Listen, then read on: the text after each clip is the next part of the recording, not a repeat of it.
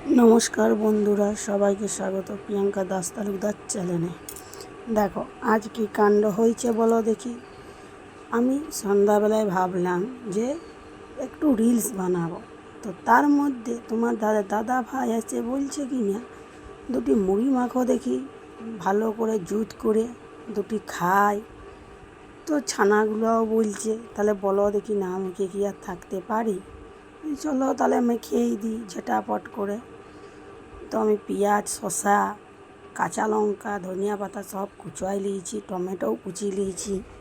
এবার মুড়ি নিয়ে বসে গেলাম। তো ফার্স্টেতে দেখলে পেঁয়াজ দিলাম, শসা দিলাম, কাঁচা লঙ্কা কুচি দিয়ে দিয়েছি, টমেটো কুচি দিয়ে দিয়েছি।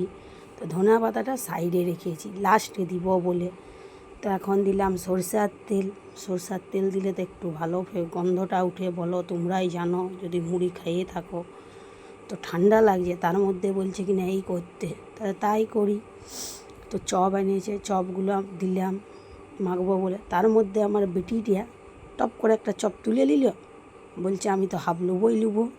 আমি তাহলে লে, তো লিয়েছে। আর তার মধ্যে আমার বেটাটা বলছে কি না আমাকে একটা শসা দাও, দেখো কেমন লুকাই লুকাই লিচ্ছে মুড়ি শসা। তো তার মধ্যে আমার আরেক বেটি বলছে হাত পাতিয়ে দিয়েছে, বলছে দুটি দাও। তো আমি যখনই দিতেই যাচ্ছি, বিটি আবার দেখছি হাত সরাই নিল। তো ও কী খুঁজলো, তো আমি তো বুঝতেই পারলাম। বললাম কী খুঁজছো সেইটা বল। তাই দেখো হাতটা পাতিয়েছে, দেখেছ বলো।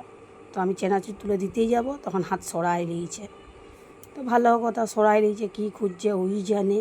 এখন তো বিটিদের মন বোঝা মহা মুশকিল। তো ঝটাফট করে মুড়িটা মাখিয়ে নিলাম, সব চেনাচুরটাও দিয়ে দিলাম, দিয়ে ভালো করে দমারে মুড়িটা মাখিয়ে দিলাম। মেখে বেশ নরম নরম ভাবলাম চপগুলো দিয়ে হয়েই যাবে। তো মুড়ির ভাগটা বেশি হয়ে গেল আর চপের ভাগটা কম হয়ে গেল। তো এটা কি আর ভালো লাগবে, তাও করলাম দেখি টেস্ট খুব ভালো করে। তো খাইয়ে দেখছি বন্ধুরা, না গো ভালোই হয়েছে। এই দেখো সবার শেষে ধনিয়া পাতাটা দিয়ে দিলাম।